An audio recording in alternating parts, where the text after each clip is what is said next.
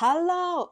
はい、どうもこんにちは。I'm RumiCar from RumiCar. Let's take a look at the autonomous driving design car race held on 19th October 2025. For about 6 months leading up to the race, elementary school students in Toyota City program autonomous driving and LED controls using RumiCar and decorated their machines with the clay. Since 2023, the Toyota Engineering Society has adapted RumiCar vehicles every year. That's right, this is the third year. In 2025, the Toyota Engineering Society modified the RumiCar vehicles so the LED could light up. I've been in the UK since April, so I couldn't go to Toyota City to film the race. Then the Toyota Engineering Society shared the videos and the photo with the RumiCar. Thank you very much for your cooperation. This is the award ceremony. There are 2 award categories, the driving time category and the design category. Please also watch a video introducing this year's RumiCar designs and the videos from past races. See you in the next video!